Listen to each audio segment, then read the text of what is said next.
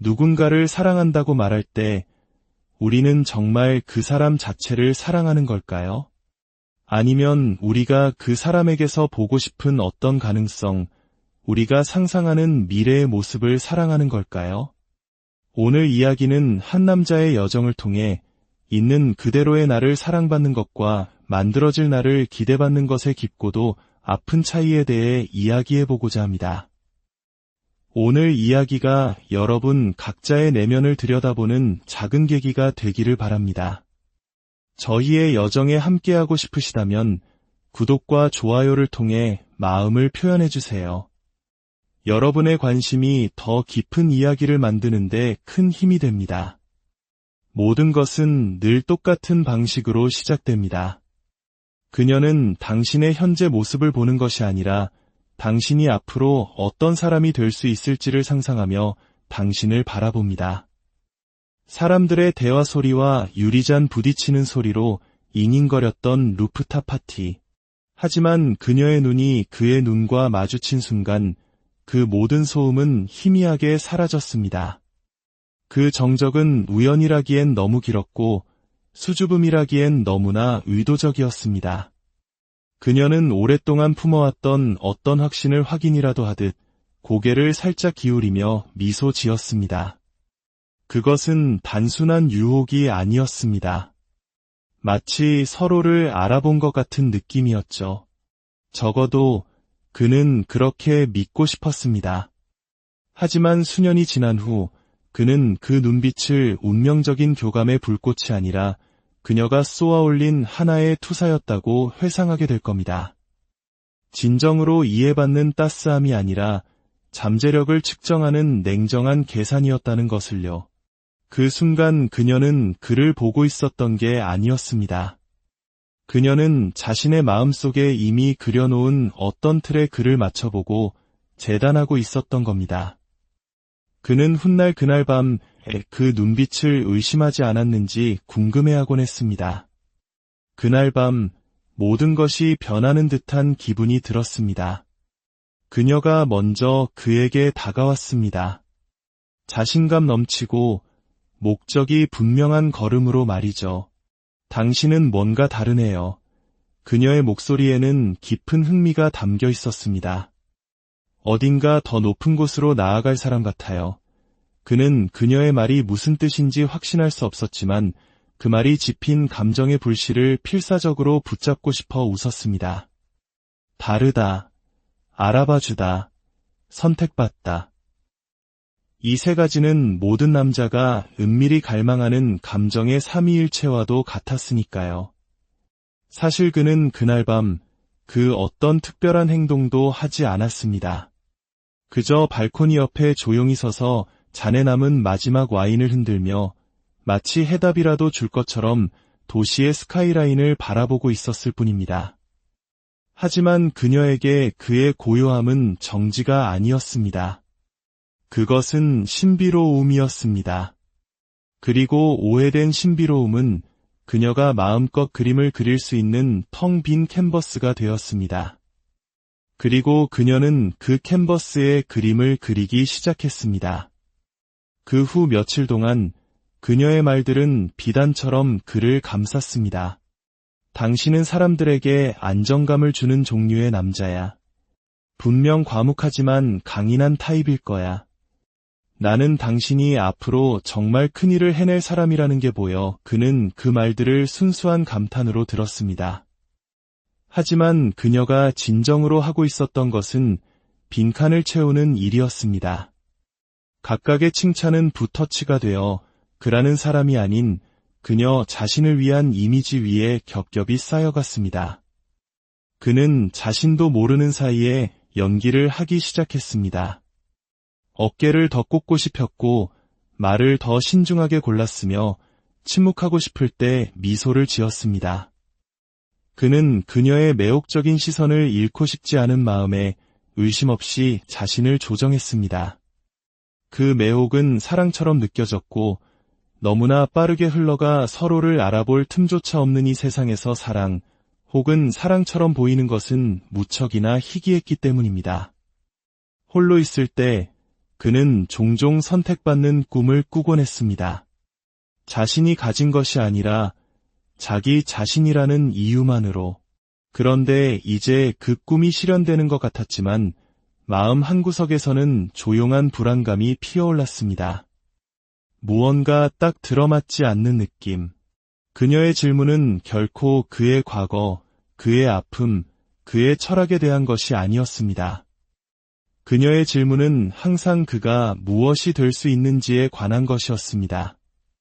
그녀는 지금 자기 앞에 앉아있는 남자보다 미래 버전의 그에게 더 큰 호기심을 보였습니다. 어느 늦은 저녁, 그녀가 속삭였습니다. 당신은 정말 멋진 사람이 될 수 있어. 그저 올바른 이야기가 필요할 뿐이야. 그는 그 말이 무슨 뜻인지 이해하지 못했지만 어쨌든 고개를 끄덕였습니다. 함께하는 시간이 길어질수록 그와 그녀 사이의 경계선은 점점 흐려졌습니다. 그의 목소리는 그녀의 목소리를 닮아갔고 그의 취향은 부드러워졌으며 그의 모난 구석들은 둥글게 다듬어졌습니다. 그는 더 이상 그녀의 생각에 이의를 제기하지 않았습니다. 대신 동의하는 쪽을 택했죠. 정직함보다는 조화가 더 쉬웠고 동의는 애정처럼 느껴졌습니다. 하지만 깊은 내면에서는 무언가 중요하고 진짜인 것이 서서히 물러나고 있었습니다. 극장의 조명은 여전히 켜져 있고 관객들은 지켜보고 있으며 스포트라이트는 고정되어 있었습니다. 그는 깨닫지 못했지만 이미 무대 위에 서 있었습니다. 캐스팅은 끝났고 대본은 손에 쥐어졌습니다. 그는 그 대본이 단 한 글자도 쓰지 않았습니다. 모든 것은 그녀가 썼고 그는 선택받았다는 사실에 자부심을 느꼈습니다. 그녀가 원하는 남자가 지금의 그가 아니라 그가 연기할 수 있다고 그녀가 믿는 하나의 역할이라는 사실을 모른 채 말입니다. 당신은 그녀가 만든 걸작이 아닙니다. 처음부터 아니었습니다. 당신은 당신이 주목받고 있다고 생각하지만 그렇지 않습니다. 당신은 측정되고 평가받고 있을 뿐입니다. 그녀의 아파트에서 맞이하는 아침은 점점 더 조용해졌습니다. 한때 그녀의 목소리에서 반짝였던 생기 넘치는 호기심은 이제 날카로운 칼날을 품은 질문이 되어 돌아왔습니다. 밖에 나가면 왜 좀 더 적극적으로 말하지 않아? 좀 더 단호해지는 것에 대해 생각해 본 적 있어? 그녀는 웃으며 물었지만 그 말들은 그녀가 이미 편집하기 시작한 원고에 대한 부드러운 교정 지시처럼 들렸습니다. 그는 해가 뜨기 전 침대에 누워 그녀의 에스프레소 머신이 윙윙거리는 소리를 들으며 생각했습니다. 언제부터 우리 사이의 침묵이 가르침이 되었을까? 그는 여전히 선택받고 싶었지만 이제는 자신이 단지 캐스팅되었을 뿐이라는 의심을 떨칠 수 없었습니다. 사랑과 과제 사이에는 분명한 차이가 있었고 그는 서서히 자신이 한 명의 인간이라기보다 하나의 프로젝트처럼 느껴지기 시작했습니다. 그녀는 그와 논쟁하지 않았습니다. 그녀는 그를 조정했습니다. 매일 아침 그가 되어야 할 새로운 버전이 사소한 것들 속에서 모습을 드러냈습니다.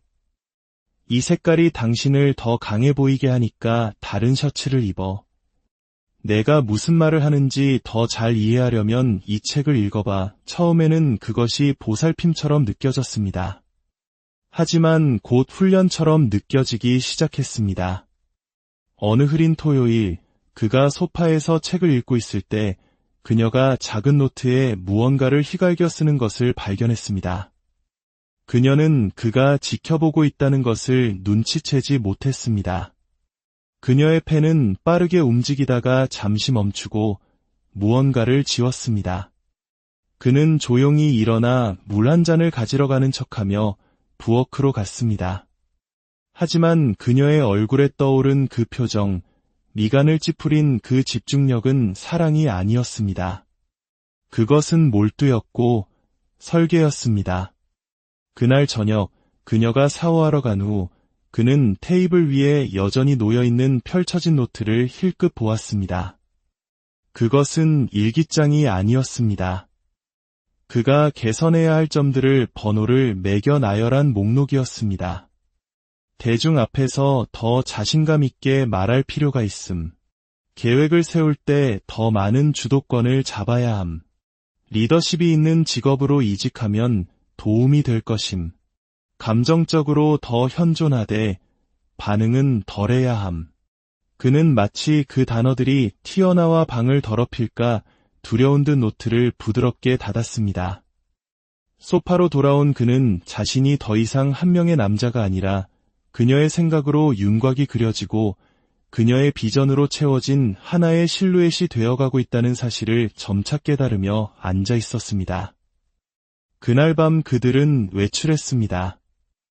레스토랑에 들어서자 그녀는 그가 자랑스러운 듯 환하게 웃었습니다. 그는 그녀가 추천한 짙은 남색 블레이저를 입었고 그녀가 선호하는 와인을 주문했으며 적절한 순간에 웃었습니다.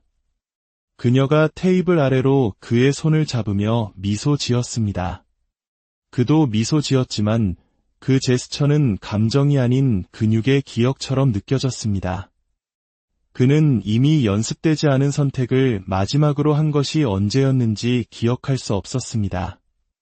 나중에 침대에서 그녀는 그에게 기대며 속삭였습니다. 당신은 내가 알고 있던 당신의 모습이 되어가고 있어. 그는 아무 말도 하지 않았습니다. 옆에 누운 사람이 당신을 사랑하는 것이 아니라 자신의 이상에 맞춰 구성한 당신의 버전을 사랑하고 있다는 사실을 깨닫지 못할 때 당신은 어떻게 반응해야 할까요? 그는 천장을 응시하며 누워 있었습니다. 한 가지 생각이 떠올랐습니다. 대본이 더 이상 맞지 않으면 어떻게 될까? 배우가 대사 치기를 거부하면 이야기는 끝날까? 아니면 그녀는 그저 새로운 배우를 찾을까? 당신이 대본에 맞지 않게 되면 그녀는 이야기가 아니라 배우를 바꿉니다. 당신은 욕망의 대상이 되는 것과 이해받는 것을 혼동합니다. 목요일 저녁, 그들은 친구들을 저녁 식사에 초대했습니다. 그녀가 능숙한 우아함으로 모든 것을 지휘한 행사였습니다. 테이블은 흠잡을 데 없이 완벽했고 촛불은 부드럽게 깜빡였으며 웃음소리는 잘 짜인 파도처럼 울려 퍼졌습니다. 그는 자신의 역할을 정밀하게 연기했습니다. 매력적이고 상냥하며 즉흥적으로 보일 만큼만 대담한 일화를 들려주되 분위기를 해칠 만큼 현실적인 이야기는 결코 하지 않았습니다.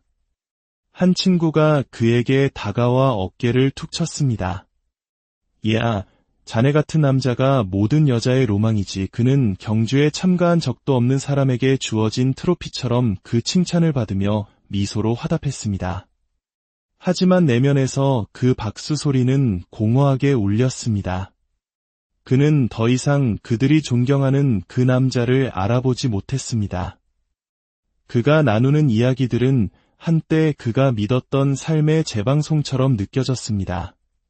그의 의견은 방 안의 분위기를 반영했고 그의 웃음은 타이밍에 맞춰졌으며 그의 몸짓은 계산되었습니다. 그가 진실하지 않아서가 아니라 다른 어떤 모습이 되어야 하는지 더 이상 기억나지 않았기 때문입니다. 그녀는 그의 곁에서 빛나며 마치 그의 연기를 확인이라도 하듯 그의 팔에 부드럽게 손을 얹었습니다. 그녀의 눈은 이렇게 말하는 듯했습니다. 거봐, 당신은 마침내 내가 항상 알고 있던 그 남자가 되어가고 있잖아. 하지만 그의 내면에서는 무언가가 뒤틀렸습니다. 그날 밤 마지막 손님이 떠나고 설거지가 끝난 후 그는 어두컴컴한 욕실 불빛 아래 서서 거울을 들여다보았습니다. 거울 속 남자는 그가 몇 주 동안 완벽하게 만들기 위해 훈련한 미소를 짓고 있었습니다. 세련되고 따뜻하며 호감 가는 그러나 완전히 낯선 미소였습니다. 그는 인상을 찌푸리려 애썼습니다. 이제는 그 표정마저 연기처럼 보였습니다. 그는 앞으로 몸을 숙여 세면대에 두 손을 짚고 천천히 숨을 쉬었습니다. 손바닥 아래 도자기의 차가운 감촉이 그를 현실에 붙들어 매는 듯했습니다. 한참 동안 그는 움직이지 않았습니다. 그러다 조용히 거울 속 자신 외에는 아무도 없는 곳에서 말했습니다. 내가 누구인지 더 이상 모르겠어. 그의 목소리는 낯설게 들렸습니다. 마치 다른 누군가가 그의 가슴을 통해 말하는 것 같았습니다. 그는 자신이 예전에 즐겼던 것들을 떠올렸습니다. 새벽에 혼자 하는 하이킹, 아파트 구석에 먼지 쌓인 재즈 음반, 깜빡이는 등불 아래서 철학책 읽기. 그는 몇 달 동안 그중 아무것도 하지 않았습니다. 시간이 없어서가 아니라 하고 싶었다는 사실조차 잊었기 때문입니다. 선택받는 것의 대가는 자기 자신에게 낯선 사람이 되는 것이었습니다. 그 후 며칠 동안 그는 자신이 얼마나 자동적으로 변했는지를 깨달았습니다. 그는 그녀가 묻기 전에 그녀의 옷을 칭찬했습니다. 그는 한때 의문을 제기했던 정치, 예술, 심지어 우정에 대한 그녀의 견해에 동의했습니다. 그는 갈등이 표면화되기도 전에 그저 평온을 유지하기 위해 사과했습니다. 그리고 매일 아침 그는 자신의 욕망이 아닌 모든 욕망에 의해 형성된 남자를 비추는 거울을 멍하니 바라보았습니다. 카페에서 그는 1년 넘게 보지 못했던 옛 친구와 마주쳤습니다. 그들은 포옹하고 안부를 나눴습니다. 그러다 친구가 고개를 갸웃했습니다. 너 괜찮아? 그가 물었습니다. 물론이지, 그가 대답했습니다. 친구는 더 이상 묻지 않고 천천히 고개를 끄덕였습니다. 알았어, 뭐. 겉보기엔 그럴듯하네. 그게 전부였습니다. 그는 침묵 속에서 집으로 걸어갔습니다. 그 말들이 파편처럼 그의 피부 밑을 파고들었습니다. 겉보기엔 그럴듯하네. 너 좋아 보인다도 아니고 빛이 난다도 아닌 겉보기엔 그럴듯하다. 그 역할, 그 가면. 그날 저녁 그녀는 그가 얼마나 안정적이고 예측 가능한지 사랑한다고 말했습니다. 그녀는 그것을 칭찬으로 말했지만 억압에서 비롯된 안정성은 강인함이 아니라 생존이라는 것을 깨닫지 못했습니다. 그는 고개를 끄덕이고 미소 짓고 그녀의 이마에 입을 맞췄습니다. 그리고 깊은 내면 어딘가에서 그의 또 다른 조각이 침묵 속으로 잠겼습니다. 당신은 남자가 되기를 멈추고 가면이 되기 시작합니다. 스위스의 위대한 심리학자 칼 융은 한 남자가 자신의 고독을 끌어안기 전까지는 결코 자유로워질 수 없다고 가르쳤습니다. 그는 아무런 예고 없이 떠났습니다. 마지막 논쟁도 극적인 장면도 없이 그저 조용한 아침, 아직 잠들어 있는 그녀, 그리고 문 옆에 놓인 그의 짐가방뿐이었습니다. 도시는 아직 깨어나지 않았습니다. 그가 밖으로 나섰을 때 서리가 공기를 내는 듯했고 몇 달 만에 처음으로 그의 숨결은 온전히 자신의 것이었습니다. 오두막까지는 4시간이 걸렸습니다. 얼어붙은 호숫가, 헐벗은 나무들, 그리고 속삭이는 눈의 정적에 둘러싸인 곳이었습니다. 방 하나, 난로 하나, 간이 침대 하나가 전부였지만 그곳은 성역처럼 느껴졌습니다. 통신도, 거울도, 소음도 없었습니다. 오직 다시 돌아오려는 기억처럼 창문을 두드리는 바람 소리뿐이었습니다. 침묵은 처음에는 놀라울 정도였습니다. 그는 그곳에 없는 기분 전환 거리들을 계속 찾으려 했습니다. 휴대폰, 음악, 귓가에 맴도는 그녀의 목소리. 그는 불 옆에 앉아 텅 빈 노트를 손에 들었지만 펜은 움직이지 않았습니다. 며칠 동안 페이지는 백지로 남아있었습니다. 그러다 난로 아래 서랍에서 그는 낡은 책 한 권을 발견했습니다. 칼 융의 저작선이었습니다. 밑줄 그어진 구절들, 접힌 모서리, 다른 누군가의 필체로 쓰인 질문들로 가득한 여백.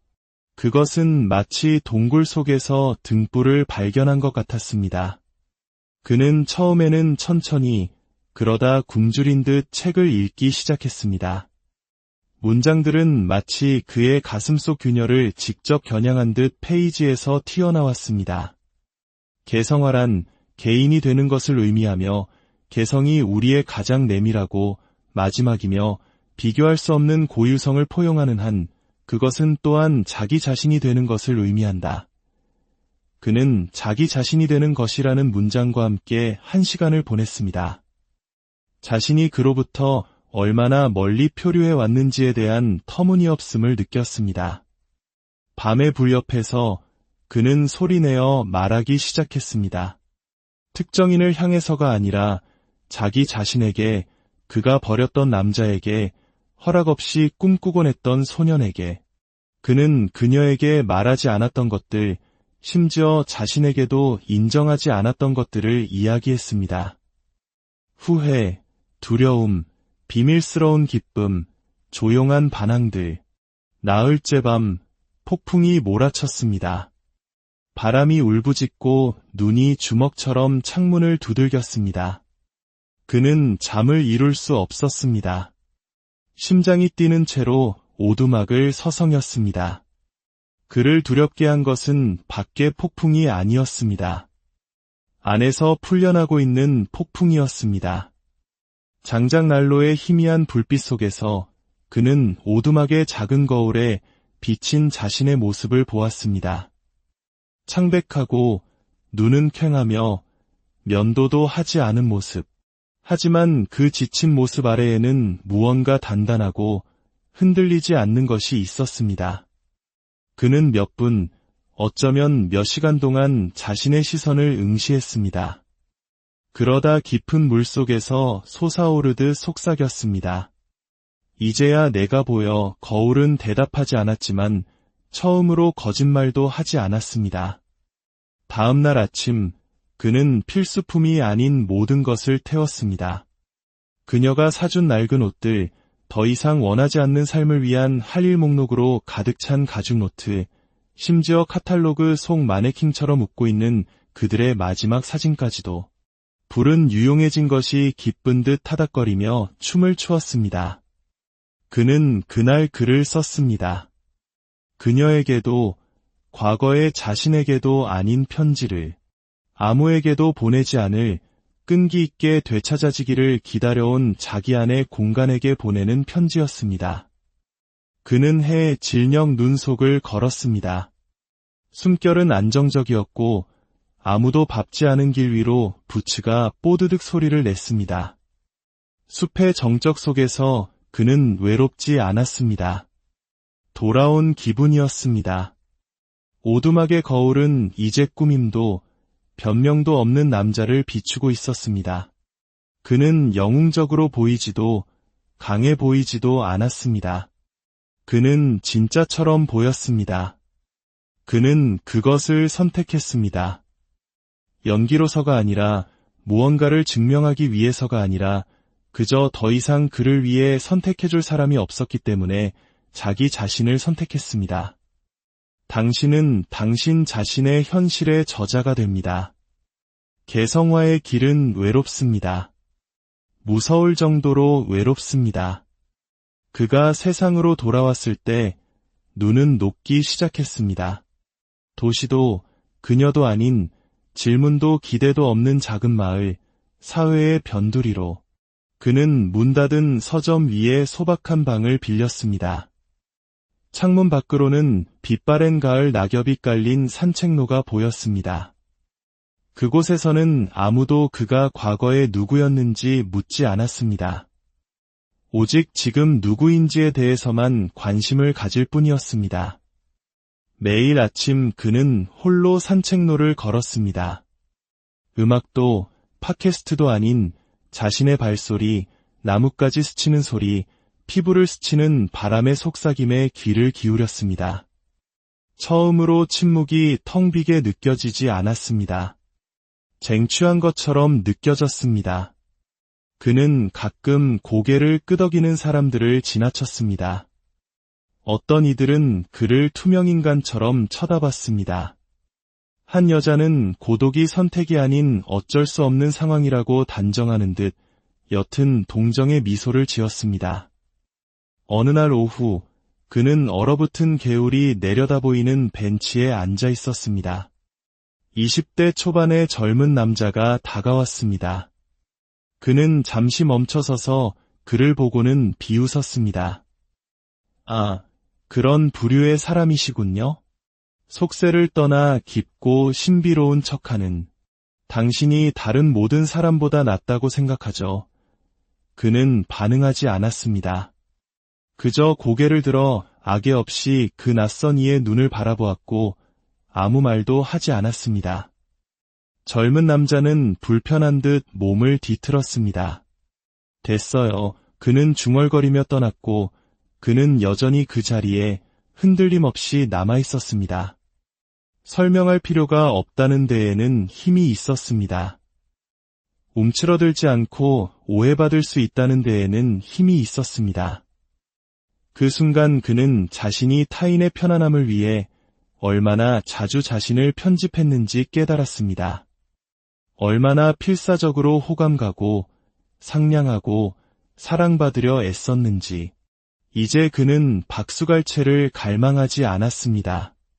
그는 진실과의, 현재와의, 자기 자신과의 일치를 갈망했습니다. 어린 시절 그는 뒤처지는 것과 선택받지 못하는 것을 두려워했습니다. 사람들을 곁에 두기 위해 자신을 어떻게 바꾸었는지 기억했습니다. 선생님, 친구, 여자들, 누구든 가치의 이미지를 되비춰줄 사람이라면 그는 그것이 관계라고, 사랑이라고 생각했습니다. 하지만 아니었습니다. 그것은 조건적이고 덧없는 거래였습니다. 그가 걷는 길은 인기 있는 길이 아니었습니다. 박수받기 위한 길도 아니었습니다. 진실되기 위한 길이었습니다. 그는 부드럽게 속삭였습니다. 이것으로 충분해. 가진 것이 적어서가 아니라 무엇이 중요하지 않은지를 마침내 이해했기 때문입니다. 때로는 그녀가 그리웠습니다. 그 여자가 아니라 비록 환상이었을지라도 누군가에게 보여지고 있다는 그 따스함이. 하지만 그는 더 이상 애정을 인정과 혼동하지 않았습니다. 그는 더 이상 필요한 존재가 될 필요가 없었습니다. 타인이 투사하는 것에 의해 더 이상 정의되지 않는다는 것에는 신성한 종류의 자유가 있습니다. 당신은 무대에서 내려왔습니다. 당신은 그들의 대본을 읽는 것을 멈췄습니다. 그녀는 거창한 선언으로 당신을 압도하지 않을 겁니다. 그녀는 당신을 자신의 퍼즐에 잃어버린 조각처럼 대하지 않을 겁니다. 또 다른 아침이었습니다. 눈이 다시 내리고 있었습니다. 무겁지 않고 부드럽게 조용한 축복처럼 보도를 덮었습니다. 그는 마을 가장자리의 작은 카페에 혼자 앉아 있었습니다. 그가 숨을 내쉴 때마다 옆 창문이 희미하게 뿌옇게 변했습니다. 그는 누구도 기다리지 않았습니다. 그것이 이제 달라진 점이었습니다. 그는 더 이상 주목받기를 바라며 공간에 들어가지 않았습니다. 그녀는 아무런 예고 없이 들어왔습니다. 극적인 음악도 슬로우 모션 시선도 없이 그저 차를 주문하고 침묵과 화해한 사람처럼 조용히 자리에 앉는 한 여성이었을 뿐입니다. 그들은 눈을 마주쳤습니다. 훑어보거나 판단하거나 상상하는 종류가 아닌 그저 단순하고 현재에 충실한 시선이었습니다. 그녀는 그의 옆 테이블에 앉았습니다. 잠시 후 부드럽고 호기심 어린 목소리가 들렸습니다. 우리 전에 만난 적 있나요? 아니요. 그가 말했습니다. 없는 것 같습니다. 그들은 잠시 후 이름을 교환하고 짧고 진솔한 이야기를 나눴습니다. 그들은 서로를 위해 연기하지 않았고 감명을 주려 애쓰지도 않았습니다. 그녀가 직업을 물었을 때 그는 말했습니다. 아직 찾아가는 중입니다. 그리고 그녀는 동요하지 않았습니다. 불꽃이 튀지도 운명이 불꽃놀이처럼 드러나지도 않았습니다. 하지만 무언가 분명한 것이 움직였습니다. 이미지나 환상이 아닌 노력에 대한 인식, 행해진 일, 치유된 상처, 마주한 그림자에 대한. 그녀는 그에게 어떤 존재가 되라고 요구하지 않았습니다. 잠재력을 투사하지도 않았습니다. 그의 미래를 교정하거나 인도하거나 상상하지 않았습니다. 그녀는 그를 움직이려는 욕망 없이 그가 있는 곳에서 그를 만났습니다. 그리고 그것은 새로운 경험이었습니다. 며칠이 지났습니다. 그들은 차를 마시기 위해, 때로는 그저 스쳐 지나가기 위해 계속 만났습니다. 사랑의 고백도 충성심의 시험도 없었습니다. 오직 가면 없이 나타나는 두 사람만이 있었습니다. 어느 날 아침 그들이 강둑을 따라 걷고 있을 때 그녀가 멈춰서서 그를 바라보았습니다. 갈망도 필요도 아닌 꾸준한 명료함으로. 저는 당신을 완성시키고 싶은 게 아니에요. 그녀가 말했습니다. 그저 당신을 알고 싶을 뿐이에요. 그는 시적인 답변 대신 조용하고 감사한 고마워요로 화답했습니다. 무언가를 얻어내야 한다는 느낌을 받지 않은 것은 처음이었습니다. 그녀는 결코 그를 자신의 반석이나 전부라고 부르지 않았습니다. 그러나 그녀는 온전히 자신 안에 뿌리 내린 채로 나타났습니다. 그녀에게는 자신만의 불, 자신만의 침묵, 자신만의 거울이 있었습니다. 받침대도, 오디션도, 대본도 없었습니다. 그리고 그녀 곁에 서서 그는 선택받았다고 느끼지 않았습니다. 그는 이해받는다고 느꼈습니다. 상품이 아닌 파트너, 어머니가 아닌 거울, 구원자가 아닌 동맹.